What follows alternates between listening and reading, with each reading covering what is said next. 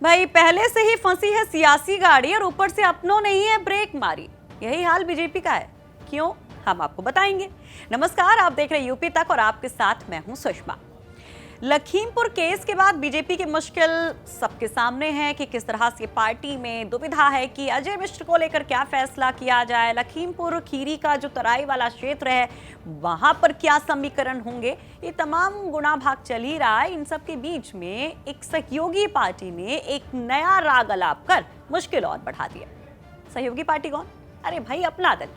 अपना दल एसके यानी कि अनुप्रिया पटेल की पार्टी के जो राष्ट्रीय अध्यक्ष हैं, यानी कि अनुप्रिया पटेल के पति आशीष पटेल, उन्होंने कह दिया है कि जो विधानसभा का उपाध्यक्ष का चुनाव है वो किसी दलित को या फिर ओबीसी को जितवाया जाए, कोई उपाध्यक्ष बनवाया जाए तो वो दलित हो या ओबीसी हो। तो कार्ड तो चल दिया है पिछड़ों को लेकर, दलितों को लेकर, लेकिन मुश्किल बीजेपी के लिए क्या है अब वो समझिए। दरअसल बीजेपी यहाँ पर चाह रही थी, जो कोशिशें थी कि नरेश अग्रवाल, वही नरेश अग्रवाल जो कभी साइकिल पर सवार थे वो 2019 में चुनाव के पहले जब बीजेपी में आ जाते हैं तो ये कहा जाता है कि भैया उनकी भी कुछ उम्मीदें पूरी होंगी, लेकिन ऐसा कुछ हुआ नहीं।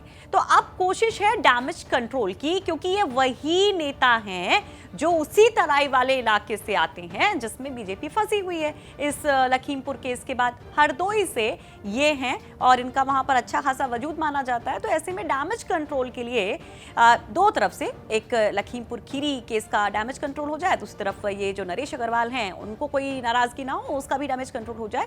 तो रास्ता ये निकाला गया बीजेपी की तरफ से कि उपाध्यक्ष क्यों ना इनके बेटे नितिन अग्रवाल को बना दिया जाए।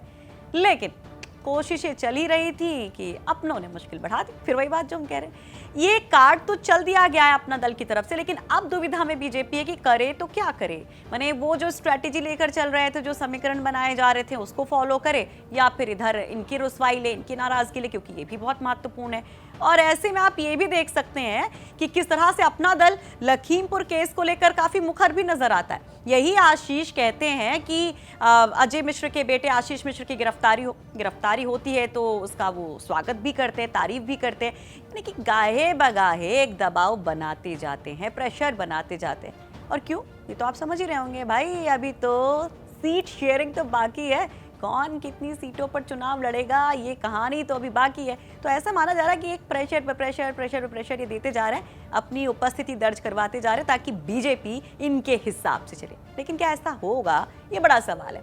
वेल, आपको ये बता दें कि 18 अक्टूबर को, जी बस जो आने वाला 18 है ना, उसी को ही उपाध्यक्ष का चुनाव होना है। और तब तक बीजेपी क्या फैसला लेती है, क्या अपना दल की मांग मानी जाती है, क्योंकि एक तरफ समाजवादी पार्टी भी आप देख रहे हैं कि दलितों को और ओबीसी को अपनाने में, उनको अपनी तरफ लाने में किस तरह से जुटी हुई है।